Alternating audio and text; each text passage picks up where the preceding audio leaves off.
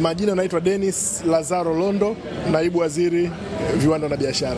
Tupitishe baada ya kufanya ziara kwenye mabanda ya ujasiriamali wa Tanzania lakini na kimataifa, nini ambacho umekiona, nini ambacho umeona? Kwa kweli nimepita kwenye mabanda mbalimbali kuona shughuli ambazo zinafanywa na wajasiriamali wetu, wazalishaji wetu, watu wa huduma. Kimsingi naona kuna maendeleo makubwa na mafanikio makubwa sana ukilinganisha na maonyesho ya siku zilizopita. Wajasiriamali wa Tanzania tunaona kabisa kwamba sasa hivi wameanza kuwa na confidence, lakini unaangalia kabisa ubora bidhaa zao, packaging ya bidhaa zao, lakini uwezo wao wa kushawishi wateja kuhusiana na bidhaa, na hata ile branding ya made in Tanzania imeanza kupata mwamko wa kipekee, kwa sababu tunaona sehemu kubwa ya bidhaa ambazo zinaonyeshwa ni bidhaa ambazo zimezalishwa kutokana na malighafi za ndani, zimezalishwa na Watanzania wenyewe, na tunaona kabisa kwamba wameanza si tu kushindana na masoko ya ndani, lakini pia wameanza kushindana na masoko ya kikanda, kwa maana Jumuiya ya Afrika Mashariki, lakini pia hata Jumuiya ya SADC.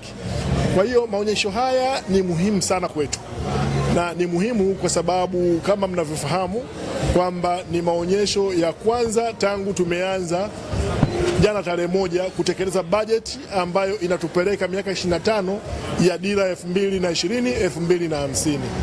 Dira hii msingi wake ni kuongeza thamani ya mazao yetu, thamani ya bidhaa zetu, lakini pia kwenda kwenye uchumi wa viwanda. Kwa hiyo uchumi wa viwanda unategemea sana na jitihada za Mtanzania mmoja mmoja kushiriki katika uchumi wa uzalishaji, kwa maana ya kuchukua malighafi, kutengeneza kwa bidhaa na kuuza. Kwa hiyo mnyororo huu wa thamani unapaswa kila Mtanzania kushiriki kikamilifu, sio kama mtazamaji, sio kama mteja, lakini pia kushiriki katika uzalishaji wake. Kwa hiyo tunaona kwamba ni maonyesho muhimu ambayo yanajenga msingi wa utekelezaji wa kuelekea kwenye dira ya maendeleo 2020-2050. Mwitikio wa Watanzania katika maonyesho haya, mwitikio wa wajasiriamali wa Tanzania katika uzalishaji, mwitikio wa wafanyabiashara wetu katika kubrandi bidhaa za Tanzania, kwa kweli si tu kwamba inatia moyo, lakini inatupa msingi imara wa kuelekea kwenye utekelezaji wa dira ya 2020-2050.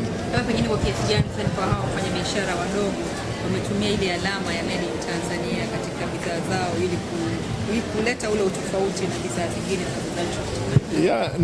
Hicho ndicho kitu ambacho nimekiona, ni kwamba made in Tanzania kama brand imepokelewa kwa mwitikio mkubwa, na nimeona hata uwezo wa kupackage bidhaa zetu na matumizi ya ile nembo yamekuwa ni makubwa, jambo ambalo linatuhakikishia kwamba vijana wa Kitanzania wanaenda kuwa washiriki wa kweli katika utekelezaji wa dira 2020-2050. Na unaniambia ama umeniuliza kuhusiana na matumizi ya hiyo brand, tunaona kabisa kwamba mlezi wa maonyesho haya ni Rais wa Jamhuri ya Muungano wa Tanzania Dr. Samia Suluhu Hassan, ambaye kesho atakuwa hapa katika kuzindua maonyesho haya. Tunaona kabisa vijana wengi ambao wamekuwa ni wanufaika wa mikopo ya 10%, lakini tumeona hapa SIDO wanatuambia kwamba zaidi ya mikoa 4 sasa hivi vijana wameshafikiwa kwenye mikopo ile ya bilioni 200 katika kuhakikisha kwamba vijana wanashiriki kamilifu katika ujenzi wa taifa lao kupitia vipaji, taaluma, lakini uwezo wao wa kushiriki katika uzalishaji wa bidhaa na biashara kwa ujumla wake. Kwa hiyo unaona kabisa Mheshimiwa Rais anatusapoti kama wizara, lakini pia anasapoti vijana kama wadau muhimu wa wizara yetu katika kuongeza thamani mnyororo wa bidhaa zetu, lakini pia uzalishaji wa bidhaa za viwandani. Msisitizo wangu kwa wafanyabiashara wa Kitanzania ni kwamba kwanza tuna soko la itifaki ya Jumuiya ya Afrika Mashariki, linaturuhusu kuwa na soko kubwa ndani ya ukanda huu wa Afrika Mashariki, lakini tuna soko kubwa zaidi kwa ukanda wa SADC. Na jana tulikuwa Abuja, Nigeria, kushiriki katika mkutano wa soko huru la Afrika ambalo litaenda kuwa na soko hili litajumuisha watu zaidi ya bilioni 1.4. Ni soko kubwa sana. Kwa hiyo unapozalisha bidhaa hauangalii tu soko la ndani, lakini tuna soko kubwa sana la nje.